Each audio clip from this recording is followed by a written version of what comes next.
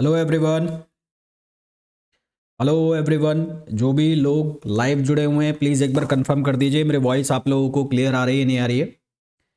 जो भी लोग लाइव हैं एक बार कंफर्म कर दीजिए my voice is audible to you और नॉट। मेरी आवाज़ आप लोगों को आ रही है नहीं आ रही है?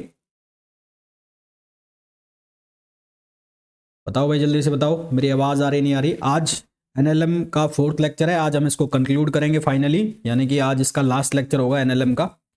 देन कल से फिर हम लोग डिस्कस करेंगे फ्रिक्शन। फ्रिक्शन 2 दिन फ्रिक्शन चलेगा हमारा, यानी कि आज 16 है, 17th 18th तक फ्रिक्शन, और फिर 17th या 18 और 19th और 20th को वर्क पावर एनर्जी।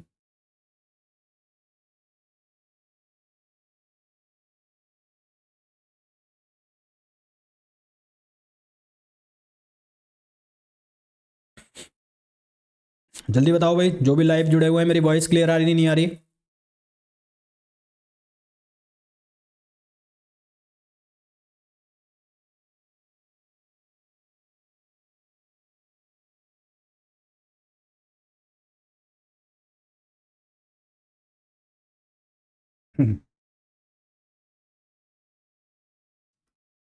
हेलो, बताओ भाई, मेरे मोबाइल में भी स्टार्ट नहीं हुआ क्या अभी? जल्दी आ जाओ, लाइव आ जाओ।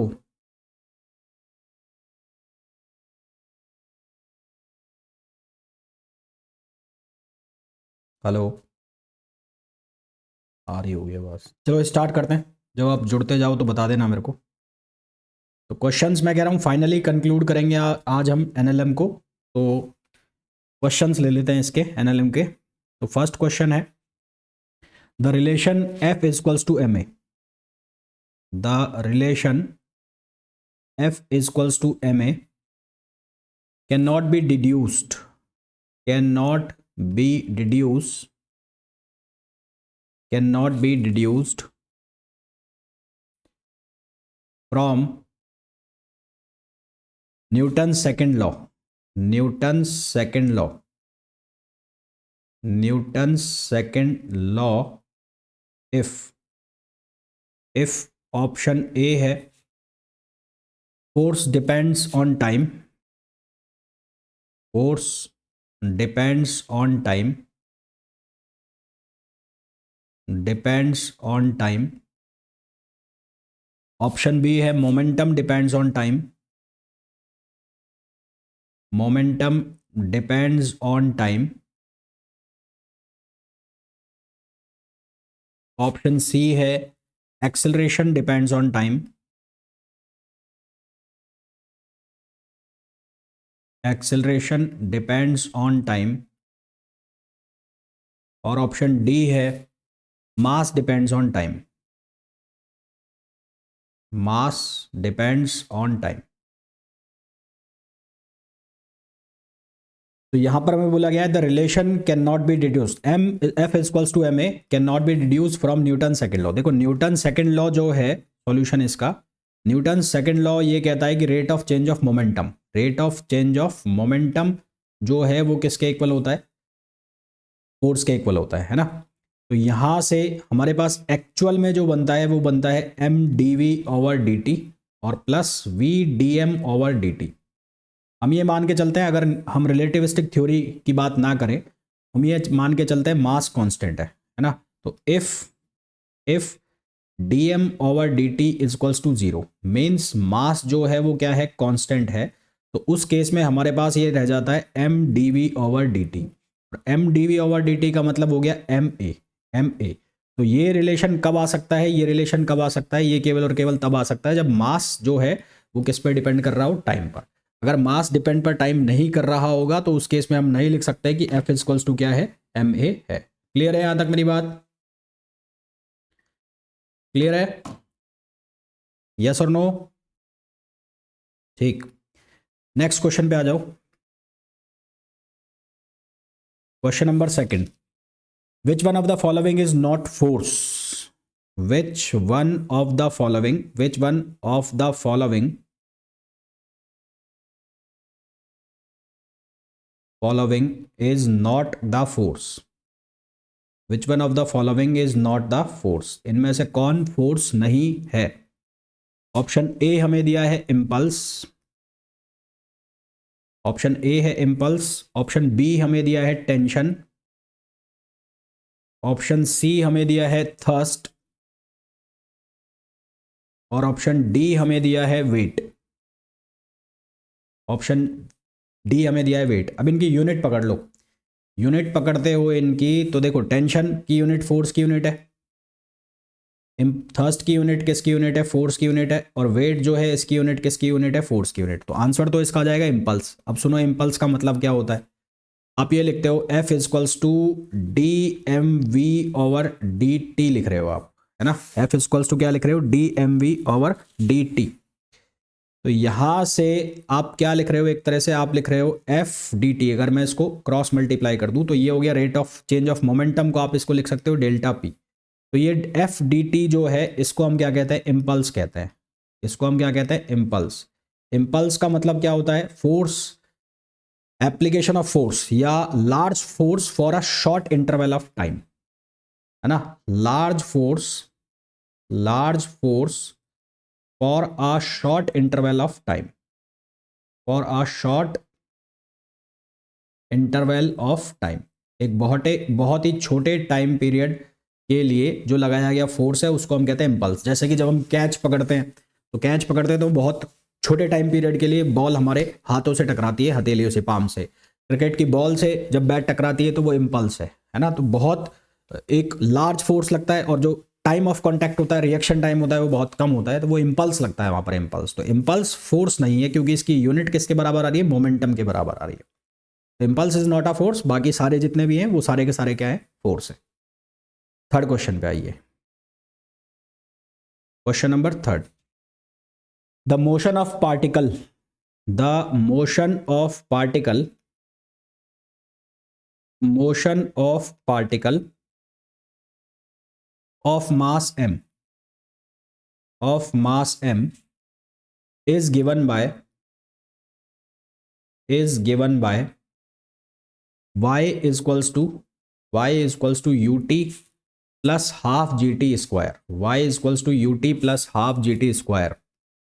The force, the force acting on the particle, the force acting on the particle is, the force acting on the particle is, particle के ऊपर काम कर रहा जो फोर्स होगा वो क्या होगा, वो हमें बताना है। तो ऑप्शन है हमारे पास, ऑप्शन ए है एम जी, ऑप्शन बी हमें दिया है M U upon T, option C हमें दिया है 2 mg, और ऑप्शन डी हमें दिया है 2 mu upon T. The motion of particle of mass m is given by, किसी पार्टिकल की जो मोशन है, यानी कि उसका जो पाथ बन रहा है, वो इससे दिया जाता है।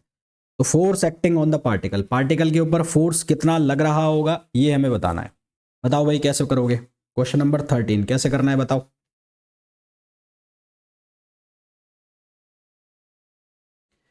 इसके लिए क्या करो, इसकी वेलोसिटी निकाल लो। वेलोसिटी कैसे निकालोगे? D Y upon D T करोगे तो वेलोसिटी आ जाएगी। फिर इसका क्या निकालना है? एक्सेलरेशन। एक्सेलरेशन कैसे निकालोगे? D V upon D T से। और मास इंटू एक्सेलरेशन कर दोगे तो क्या आ जाएगा? फोर्स आ जाएगा, है ना। तो करना क्या है? वाई दिया हुआ है, वाई। तो वाई की वैल्यू कितनी है? U T plus half G T square. तो यहां निकालो आप सबसे पहले D Y upon D T. D Y upon D T करोगे तो क्या आ जाएगा? वेलोसिटी। तो वो क्या बनेगा? यू प्लस जी टी, ये बन गया वेलोसिटी। अब निकाल लो एक्सेलरेशन। एक्सेलरेशन किसके बराबर हो जाएगा? D V upon D T. D V upon D T करोगे तो यहां से बन जाएगा आपके पास जी। अब फोर्स जो है किसी चीज पर जो लग रहा है वो किसके बराबर है? M A. तो ए को रिप्लेस कर दो किससे? जी से। तो आंसर क्या आ जाएगा? M G. तो करेक्ट ऑप्शन कौन सा हो जाएगा? ए ऑप्शन इसका करेक्ट ऑप्शन हो जाएगा, that is M G. Next question पे आइए।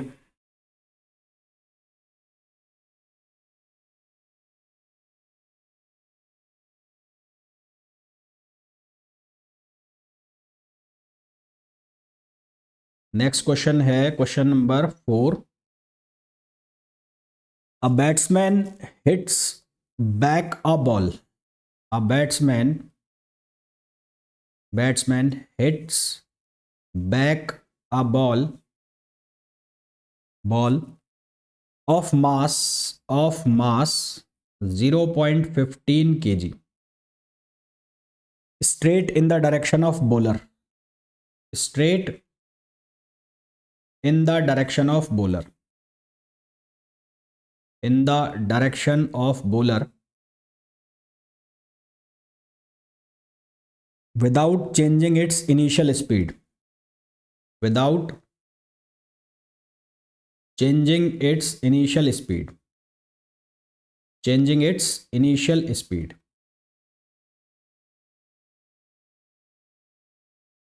of 12 meter per second, of 12 meter per second. If the ball moves linearly, if the ball moves linearly, if the ball moves linearly, then the impulse imparted, then the impulse imparted to the ball is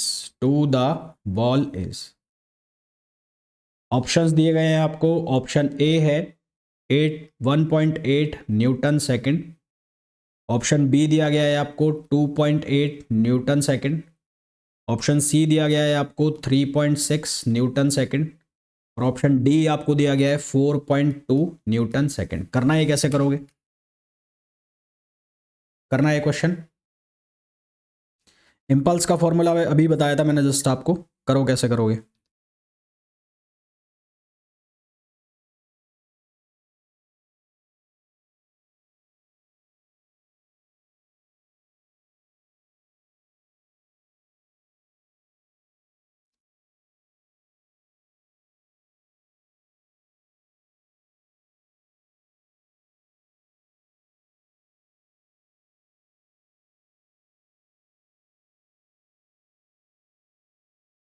देखो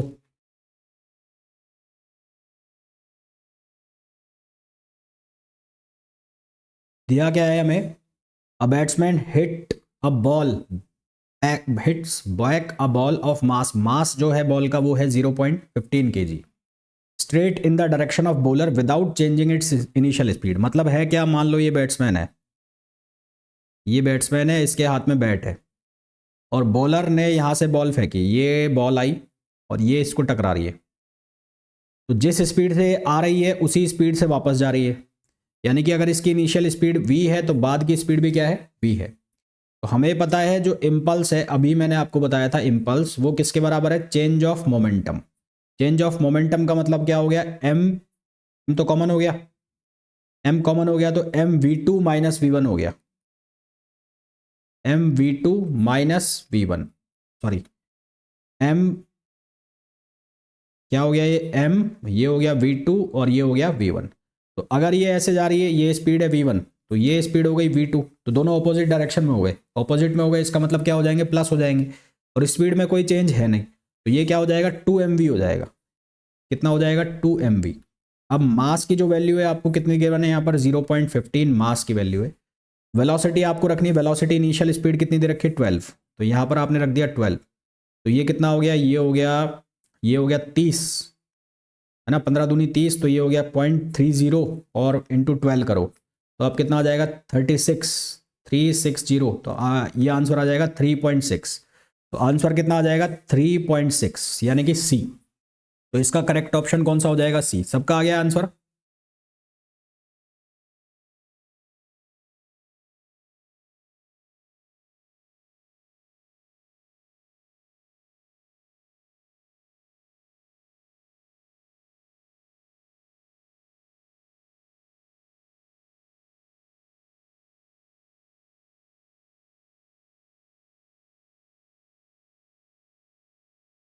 next question पे आइए, question number 5। Question number 5 में हमें बोला है अ ball of mass m, a ball of mass m, a ball of mass m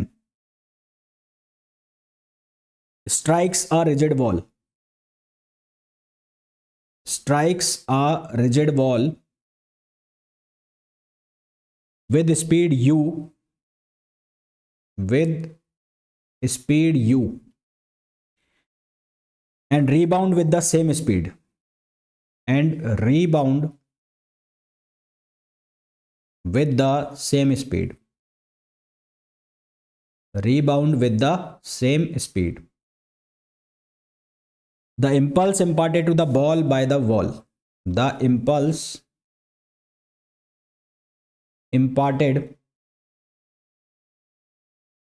to the wall, to the wall by the ball, imparted to the ball, ball nahi ball, imparted to the ball by the wall is, by the wall is.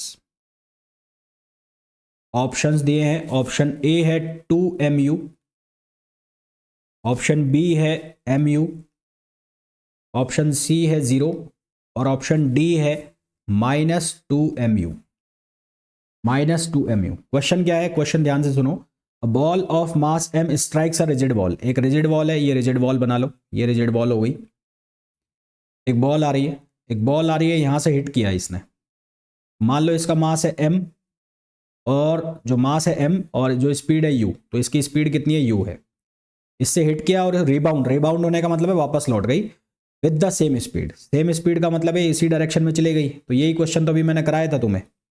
तो हमें बताना है impulse, तो impulse किसके बराबर आ जाएगा, change in momentum. क्या answer आएगा बताओ, अभी कराया है तुम्हें, अभी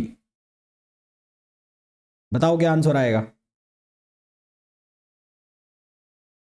कितना हो जाएगा, mu प्लस u, वापस लौट गई तो कितना आंसर हो जाएगा, 2mu। ए आंसर आ रहा है, ए आंसर आ रहा है, ए।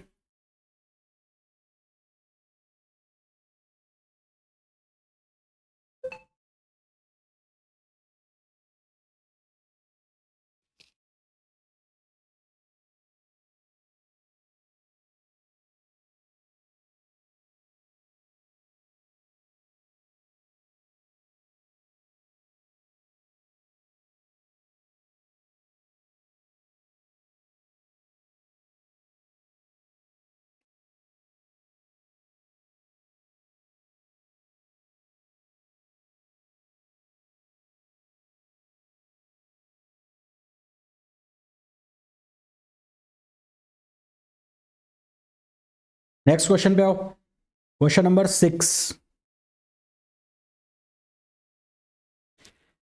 क्वेश्चन नंबर 6 में ऐसा है कि एक वॉल है,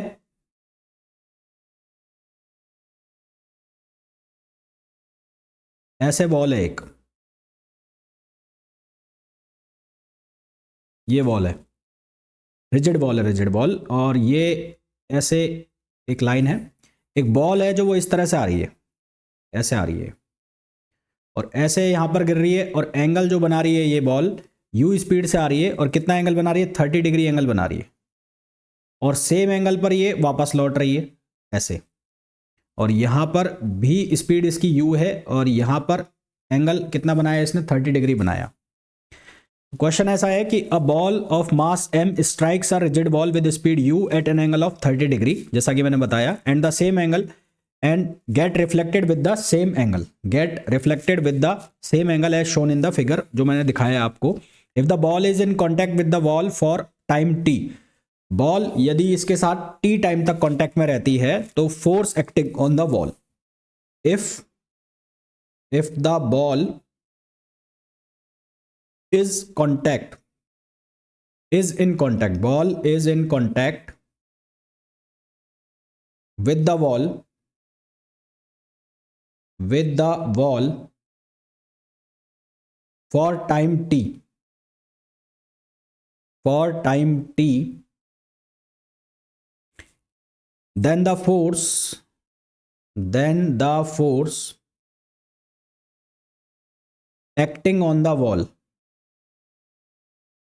acting on the wall is, force acting on the wall is, option A है mu sin 30 डिग्री और t, ऑप्शन बी है 2mu sin 30 degree upon t, option C है M U cos 30 degree upon T, और option D है 2mu कॉस 30 degree upon T. ये question है। देखो भाई होगा कैसे, पहले आपको कॉन्टेक्ट इनके जो है कंपोनेंट करने पड़ेंगे। कंपोनेंट कैसे होंगे, ये जो है u इस डायरेक्शन में आ रहा है तो इसके दो कंपोनेंट हो जाएंगे। देखो ये वाला जो फोर्स है ऐसे आ रहा है, यहाँ से ये हॉरिजेंटल ये वेलोसिटी बना ली, तो ये कितने का है 30 डिग्री का। तो यहाँ पर इस लाइन पर मोमेंटम या वेलोसिटी के दो कंपोनेंट हो जाएंगे, तो एक तो जाएगा इधर, तो ये कितना बनेगा u cos 30 डिग्री, और एक आएगा ऐसे, ये कितना होगा u sin 30 डिग्री। ठीक है, ये कंपोनेंट कितना हो जाएगा u cos 30 डिग्री, और ये हो जाएगा u sin 30 डिग्री।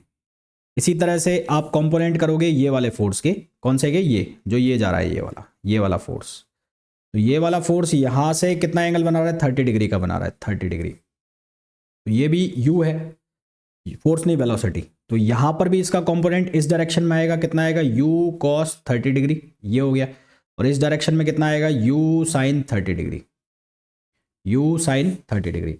अब कौन सी डायरेक्शन के कैंसिल कर देंगे और कौन सी डायरेक्शन के जुड़ जाएंगे, देखो जरा क्या आंसर आएगा, बताओ बताओ क्या आंसर आना चाहिए तुम्हारे हिसाब से।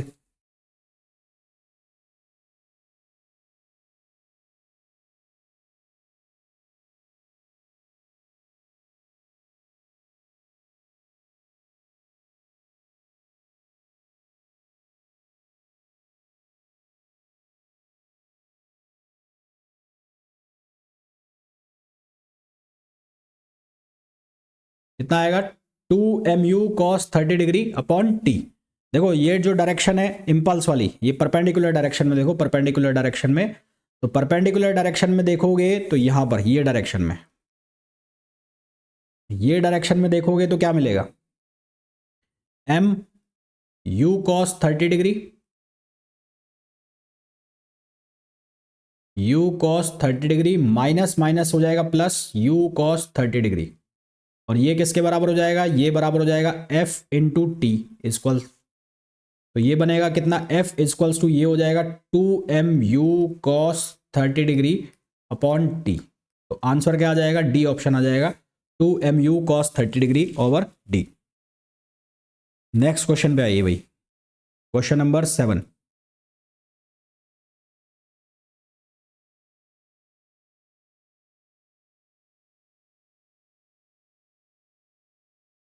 क्वेश्चन है 10 1 rupee coin, 10 1 rupee coin, 1 rupee coin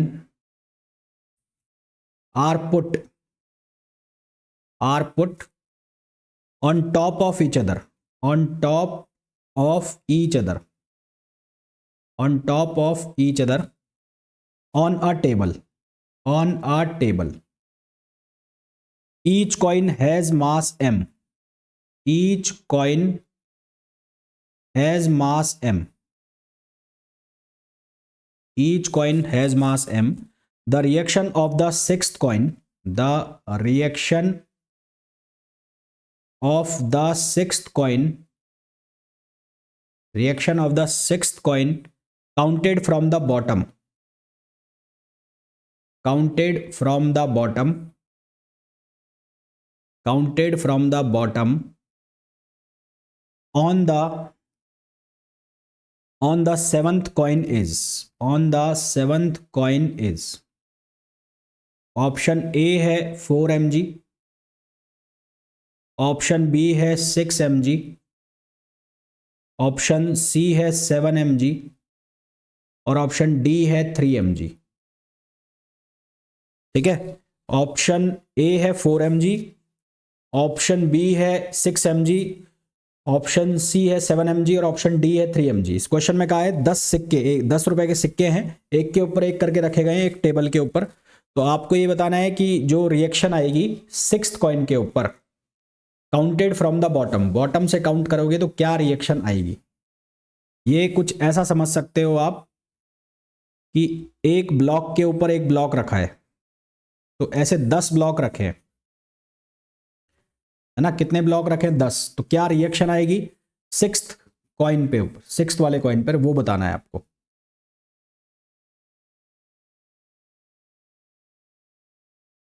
देखो पहले ये दो ब्लॉक का समझो आप। पहले रिएक्शन क्या है पहले हम वो समझते हैं, रिएक्शन का मतलब क्या है पहले वो समझते हैं। मान लो ये कोई ब्लॉक है, तो ये ब्लॉक यहां पर रखा हुआ है अर्थ पर, सरफेस पर रखा है किसी पर, और इस ब्लॉक का मास है m। तो इस ब्लॉक का जो वेट है वो जाएगा mg नीचे। रिएक्शन का मतलब क्या होता है पहले मैं आपको ये बता दूं। रिएक्शन फोर्स क्या होता है, when two surfaces are in contact, when two surface are is in contact then a force developed between them, force developed between them, और ये जो फोर्स है ये जो दोनों सरफेसेस होती है उनके परपेंडिकुलर जाता है। मतलब मेरा कहने का क्या है कि मान लो अगर यहां ऐसे दो सरफेस है, ये दो सरफेस है, ये 1 है और ये 2 है, ये यहां एक दूसरे को टच कर रहे हैं इस लाइन के ऊपर, तो ये इसके ऊपर एक रिएक्शन फोर्स लगाएगी। मान लो वो फोर्स है F, तो ये F किसके ऊपर लग रहा है, 2 पे कौन लगा रहा है 1, तो 2 भी F1 उतना ही फोर्स लगाएगा। और ये जो फोर्स है जो सरफेस कांटेक्ट है उनका इनके परपेंडिकुलर रहेगा। ये जो फोर्स है ये कांटेक्ट सरफेस के हमेशा क्या रहेगा, परपेंडिकुलर रहेगा। जैसे कि मैं यहां पर ये बात कर रहा हूं कि इस ब्लॉक को मैंने सरफेस के ऊपर रखा है, तो इस ब्लॉक को जब मैंने सरफेस के ऊपर रखा है तो हम लोग ये मानते हैं, ये ध्यान से सुनना जो मैं चीज बता रहा हूं तुम्हें। मान लो ये सरफेस है, इस सरफेस के ऊपर ब्लॉक रखा है ना, और इस ब्लॉक का मास है m। हम ये पढ़ के हमने अभी तक पढ़ा है ये, या हमने सुना है कि mg है, और यहां पर जो सरफेस है इसके ऊपर एक रिएक्शन फोर्स लगा देगी r। तो ये रिएक्शन फोर्स है, ये सरफेस का रिएक्शन फोर्स है, और ये वेट अलग कहानी है। ये वेट जो है ये तो आ रहा है ग्रेविटेशन फोर्स की वजह से। भाई आप लोगों ने एक चीज सुनी होगी कि दो मास है तो उनके बीच में एक फोर्स लगता है जिसको कहते हैं ग्रेविटेशन फोर्स। तो यहां पर अगर ये 1 है और ये 2 है, तो यहां पर 2 पर 1 लगा रहा है फोर्स, तो 2 1 ये भी बराबर होंगे। तो ये जहां अगर मैं इसको अर्थ मान लूं, यहां पर मैं अर्थ मान लूं, तो अर्थ इस मास को अपनी तरफ खींच रही है किससे, mg फोर्स है, जो कि gm/r² है। इसी तरह से ये मास इसको भी खींच रहा होगा, पर इसका मास बहुत कम है इसलिए हमने इसको नहीं दिखाया।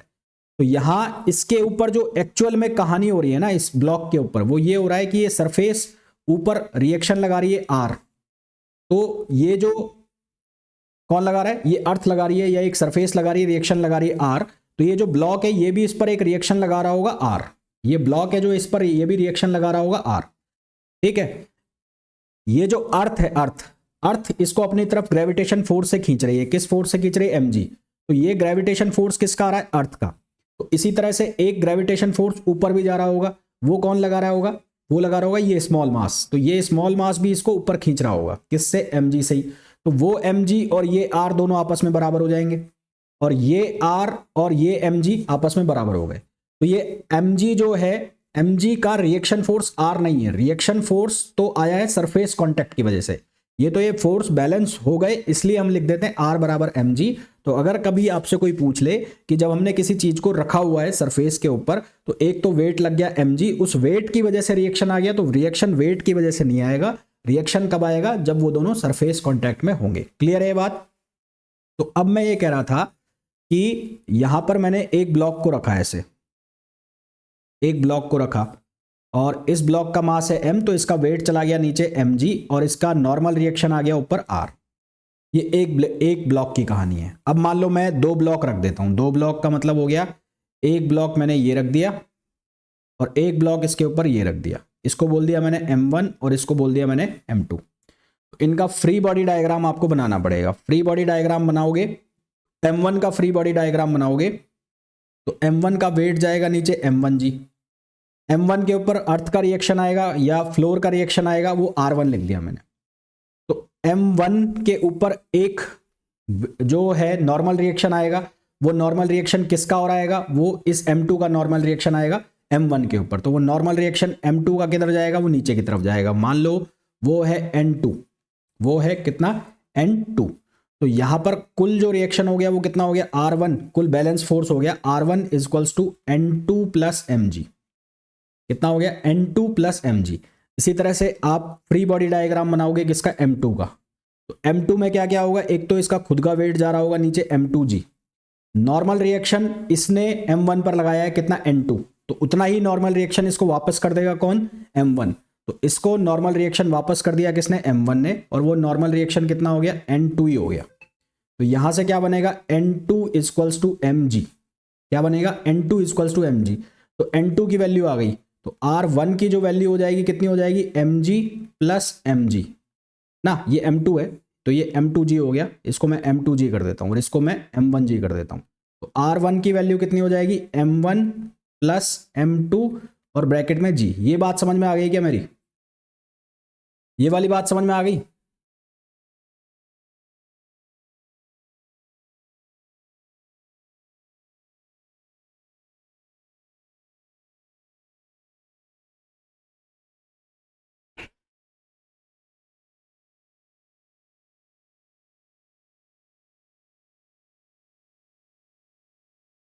अब मैं 3 ब्लॉक की कहानी करता हूं, 3 ब्लॉक। तो अगर मैं 3 ब्लॉक लगाता हूं, 1 2 और 3, मैंने 3 ब्लॉक लगाए ऐसे,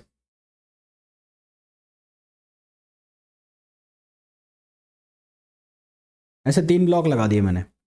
एक ब्लॉक हो गया M1, एक ब्लॉक हो गया M2 और एक ब्लॉक हो गया M3। तो इनका तीनों का अलग अलग फ्री बॉडी डायग्राम बनाओ। ये M1 का बनाओगे तो M1 का M1g और इसकी रिएक्शन कितनी हो गई, R1।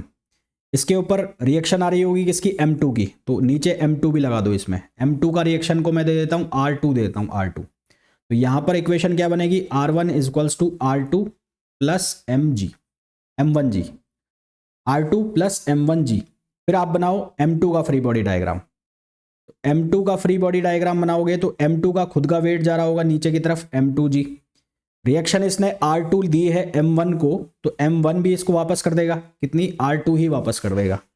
M3 की रिएक्शन आएगी इसके ऊपर, M3 की रिएक्शन किधर जाएगी, नीचे की तरफ M3 की, तो उसको लिख दिया मैंने R3। तो यहां से R2 की वैल्यू कितनी बन गई, वो बन गई R3 प्लस M2g। अब बनाओ आप फ्री बॉडी डायग्राम किसका, आप बनाओ M3 का। तो M3 ने M2 को दिए R3, तो ये इसको वापस मिल जाएगी कितनी, R3, और इसका खुद का वेट चला गया कितना, नीचे M3g। तो R3 की जो वैल्यू हो गई वो कितनी हो गई, M3g हो गई R3 की वैल्यू। R3 की वैल्यू यहां पर रख दोगे तो कितना बन जाएगा, R2 जो है वो कितना बन जाएगा, M3 प्लस M2 और g। और इसी तरह से R1 कितना बन जाएगा, वो बन जाएगा M1 plus M2 plus M3 और इंटू g, यानी कि नीचे वाला ऐड होता जा रहा है। R1 जो बना वो बना M1 plus M2 plus M3 into जी। R2 जो बना वो बना M2 प्लस M3 इंटू जी, यानी कि एक हट गया, एक हट गया। और R3 बना M3G। तो अब टोटल कॉइन आपके पास कितने रखें, 10 रखें। टोटल कॉइन कितने रखें, 10। तो 1 2 3, ये सारे आइडेंटिकल हैं ना, 10 रुपए के सिक्के हैं सारे, तो सब आइडेंटिकल हैं। तो 1, ये 1 हो गया, 2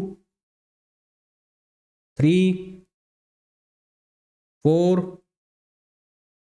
5 6 7 8 9 और 10। हमें ये पूछा गया है कि 10 1 rupee coins are put on top of each other, एक दूसरे के ऊपर रखे गए हैं on a table, each coin has mass m। The reaction of 6th coin counted from the bottom on the 7th, छठा 7th पर कितना लगाएगा वो निकालना है हमें।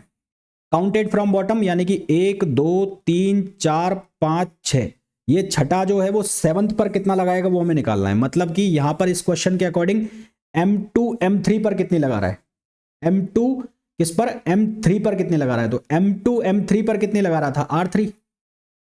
M2 M3 पर कितने लगा रहा था, R3 तो लगा रहा था। तो छठा जो है वो 7th पर कितनी रिएक्शन लगाएगा ये हमें निकालना है। बताओ क्या आंसर आएगा भाई। सबसे पहले अगर आप पहले पे निकालोगे तो सारा जुड़ जाएगा। अगर आप पहले कॉइन पे निकालते हो तो इसके ऊपर का सारा जुड़ जाएगा। पहले के लिए रिएक्शन कितनी आ जाएगी, 10 mg, पहले के लिए रिएक्शन आ जाएगी 10 mg। दूसरे के लिए रिएक्शन कितनी आ जाएगी, 9 mg, इसके ऊपर का। तीसरे के लिए रिएक्शन आ जाएगी 8 mg, इसके ऊपर का सारा। चौथे के लिए रिएक्शन आ जाएगी 7 mg इसके ऊपर का सारा, और फिफ्थ के लिए कितनी आ जाएगी, ये आ जाएगी 6 mg इसके ऊपर का सारा, सिक्स्थ के लिए कितनी आ जाएगी 5 mg इसके ऊपर के सारा, और 7 के लिए कितनी आ जाएगी 4 mg। छठे 7 पर कितना लगाएगा 4 mg लगाएगा, तो हमारे पास आंसर कितना आ जाएगा इसका 4 mg आंसर आ जाएगा। तो आंसर कितना आ जाएगा 4 mg। समझ में आ गया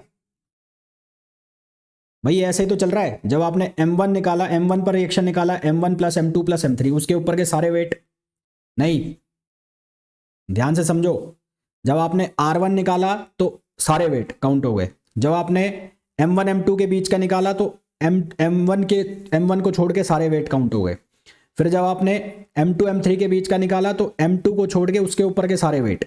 तो इसी तरह से जब आप छठे का 7th का निकालोगे तो 6th को छोड़ के उसके ऊपर के सारे वेट, तो उसके ऊपर के सारे के वेट कौन से हैं, 1 2 3 4, तो आंसर क्या आ जाएगा 4 mg। क्या आंसर आ जाएगा 4 mg। क्लियर है?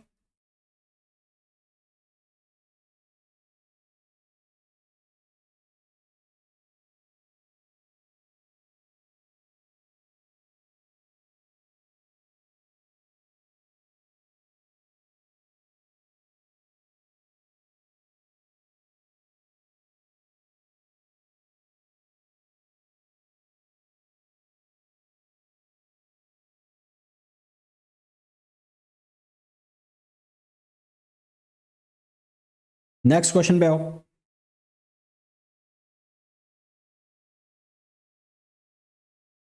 Question number 9। क्वेश्चन नंबर 9 में हमें बोला है which of the following statement, which of the following statement, following statement is not true, is not true regarding the Newton's third law of motion, regarding the Newton's third law of motion।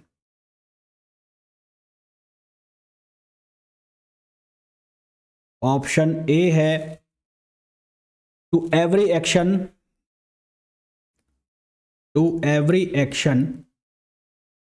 there is always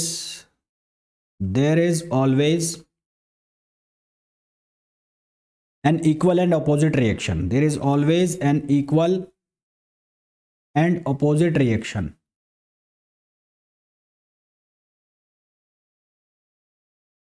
option B है action and reaction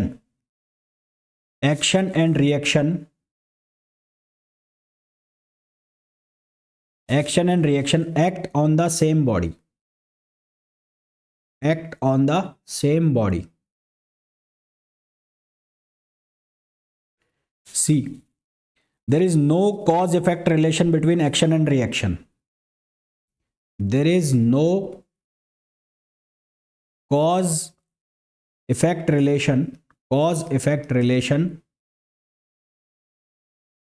between action and reaction,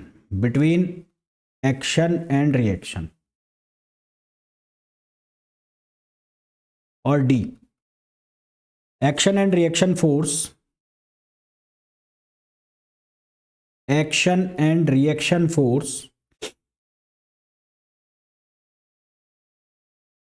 are simultaneous force,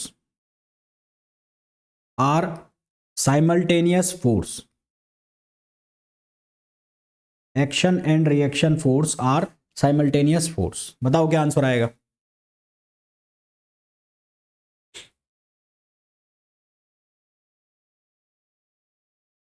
हमें बताना है कौन सा सही नहीं है।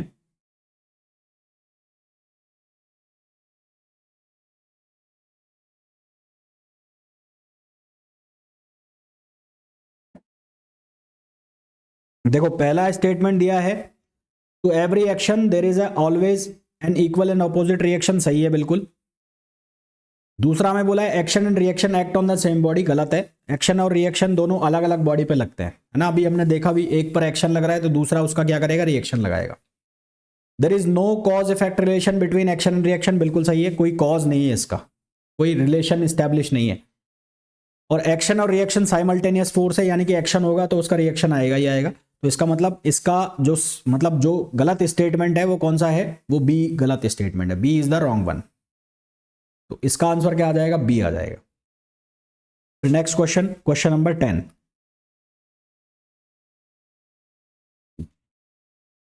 We can drive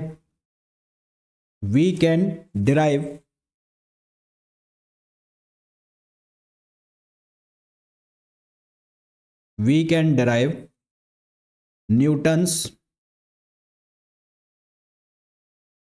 option A है second and third law from first law,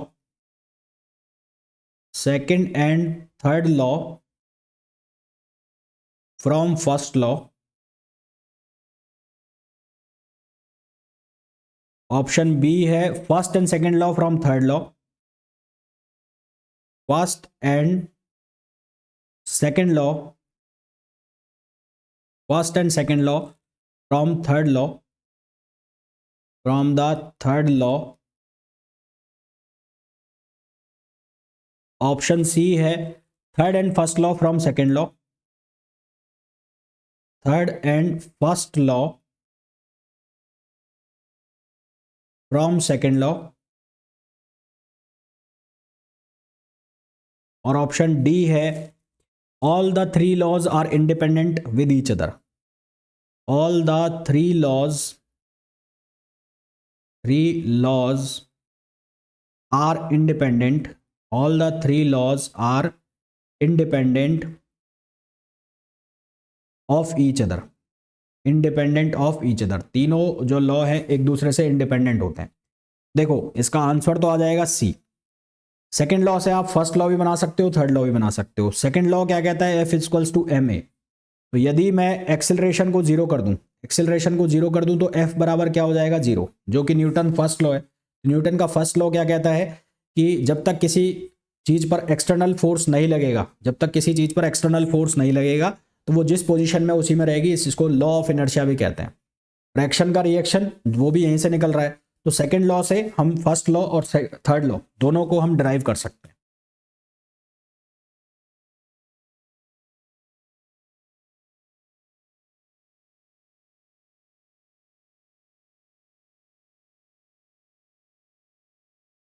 फिर आओ नेक्स्ट क्वेश्चन पे।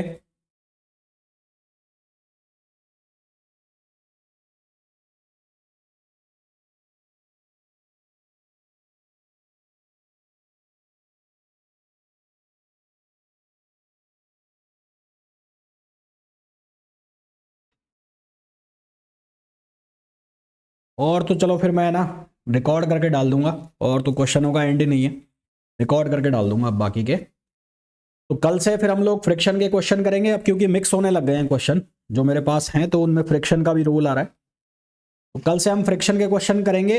होने को क्वेश्चन और भी हैं पर वो फिर मतलब तुम्हारे लिए नहीं है। जिस एग्ज़ाम की तुम प्रिपरेशन कर रहे हो उसमें वो नहीं आने वाले, ना पूछे जाने वाले, तो उनका कोई सेंस नहीं है अगर मैं तुम्हें कराऊँ। वो टिपिकल से क्वेश्चन जो हैं, तो वो फ्रिक्शन भी मिक्स है उनमें, तो वो फ्रिक्शन के क्वेश्चन फिर हम कल ही करेंगे। तो कल का लेक्चर जो होगा उसमें हम फ्रिक्शन डिस्कस करेंगे कल, और माइट भी पॉसिबल परसों। उसके बाद work power energy, then circular motion और प्रोजेक्टाइल मोशन, है ना। उसके पहले हम एक लेक्चर डिस्कस करेंगे जिसमें हम सूडो फोर्सेज की बात करेंगे। सूडो फोर्सेज मतलब जो आप पढ़ते हैं रोटेशनल फोर्सेज, आपने करके एक टॉपिक पढ़ा होगा रोटेशनल फोर्स वाला, तो उसके कुछ क्वेश्चंस मुझे डिस्कस करना है। तो 5-6 दिन और चलेगा मैकेनिक्स, देन मैकेनिक्स आपका हो जाएगा फिनिश। तो कल मिलते हैं, till then thank you, bye bye.